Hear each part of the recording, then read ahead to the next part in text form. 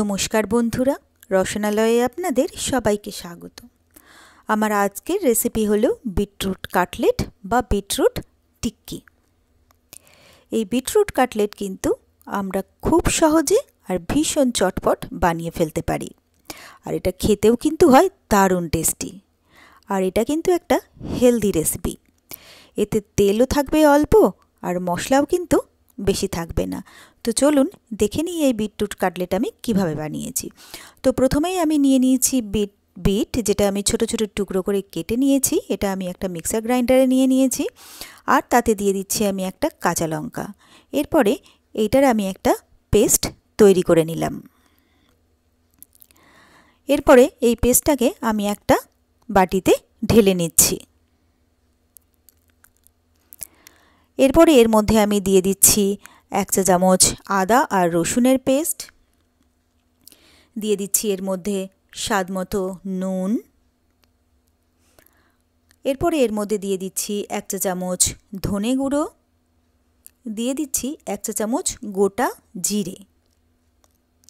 এরপরে দিয়ে দিচ্ছি 1 চা চামচ লাল লঙ্কার গুঁড়ো, আর দিয়ে দিচ্ছি 1 চা চামচ আমচুর পাউডার।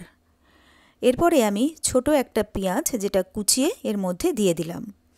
এরপরে দিয়ে দিচ্ছি আমি ধনেপাতা, প্রায় 1 মুঠো মতো ধনেপাতা আমি এর মধ্যে কুচিয়ে দিয়ে দিয়েছি। এরপরে আমি এর মধ্যে অ্যাড করছি 2 টেবিল চামচ কর্নফ্লাওয়ার। এরপরে দিয়ে দিলাম আমি এর মধ্যে 2 টেবিল চামচ বেসন। এরপরে এই সব কিছু দিয়ে প্রথমে এটাকে একবার মেখে নেব।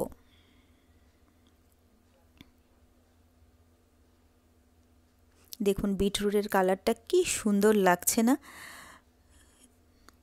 তো এই সবটা দিয়ে প্রথমে এটাকে একবার মেখে নিলাম। এরপরে আমি নিয়ে নিচ্ছি এখানে অর্ধেকটা সেদ্ধ আলু। এরপরে এই সেদ্ধ আলুটা এর মধ্যে ভেঙে দিয়ে দিচ্ছি। এরপরে এই আলুটার সাথে আর সব কিছু আমি ভালো করে আরও একবার ভালোভাবে মেখে নেব।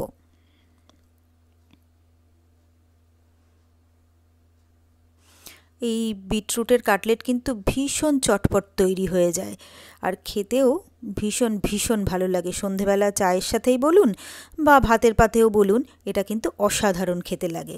তো এটা আমার খুব ভালোভাবে মাখা হয়ে গেছে। এবারে আমি বাঁ হাতে অল্প একটু তেল লাগিয়ে নিয়েছি। এবারে এই মাখা থেকে অল্প অল্প করে নিয়ে আমি হাতের চেটোর ওপরে দিয়ে চেপে চেপে এটাকে আমি গোল গোল করে শেপ করে কাটলেটের মতো করে তৈরি করছি।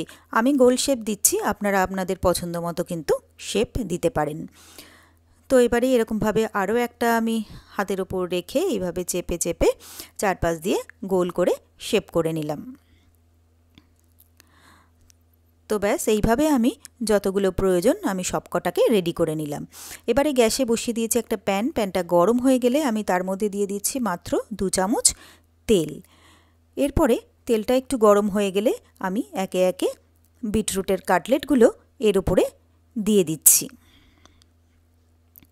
খুব সামান্য তেল দিয়ে এটা আমি ফ্রাই করছি, এই জন্য এটাকে শ্যালো ফ্রাই করব। এটাকে কিন্তু আমি ডিপ ফ্রাই করব না।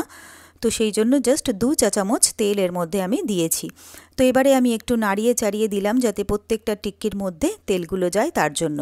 আর গ্যাসের ফ্লেমটাকে কিন্তু মিডিয়াম টু লো ফ্লেমে রাখবো, যাতে ধীরে ধীরে টিক্কিগুলো ভালোভাবে ফ্রাই হয়ে যায় তার জন্য।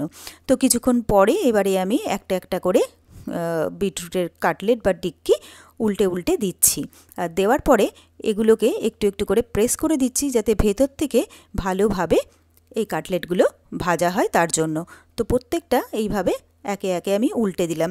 এবারে এ পাশটাও কিছুক্ষণ রেখে দেবো ফ্রাই হওয়ার জন্য। তো এই পাশটাও কিছুক্ষণ রাখার পরে আমি আরও একবার করে টিক্কিগুলোকে উল্টে দিচ্ছি, যাতে এপিট ওপিট দুপিট করে ভালোভাবে ভাজা হয়ে যায় তার জন্য। তো ভালোভাবে ফ্রাই করে নিয়েছি। এবারে আমি গ্যাসটা বন্ধ করে দিয়েছি। এবারে একে একে টিক্কিগুলোকে আমি তুলে নিচ্ছি। তো একটা প্লেটের ওপর কিচেন টিস্যু দিয়ে দিয়েছি, তার উপরে আমি সব টিক্কিগুলোকে ফ্রাই করে তুলে নিলাম। এবারে সার্ভ করার জন্য একটা সার্ভিং প্লেট নিয়ে নিয়েছি, আর টিক্কিগুলোকে সুন্দরভাবে সার্ভিং প্লেটের ওপরে আমি সাজিয়ে নিচ্ছি। এরপরে আমি নিয়ে নিয়েছি অল্প একটু চাট মশলা। এই চাট মশলা আমি এই কাটলেটের ওপরে স্প্রিঙ্কেল করে দিচ্ছি। কাটলেটগুলো এতে দেখতেও ভালো লাগছে আর খেতেও কিন্তু ভালো লাগবে। এরপরে আমি এটাকে সুন্দরভাবে সার্ভ করে দিলাম। তো ব্যাস তৈরি হয়ে গেল আমার খুব সহজে আর ভীষণই চটপট দারুণ টেস্টি বিটরুট কাটলেট। আর এই রেসিপিটা যদি আপনাদের ভালো লেগে থাকে তাহলে আপনারাও বাড়িতে ঠিক এইভাবে একবার ট্রাই করে দেখবেন। আশা করি আপনাদেরও ভীষণ ভীষণ ভালো লাগবে। আর রেসিপিটা যদি ভালো লাগে অবশ্যই একটা লাইক করবেন। আর আমার চ্যানেলে যদি নতুন বন্ধু হয়ে থাকে চ্যানেলটাকে প্লিজ সাবস্ক্রাইব করবেন।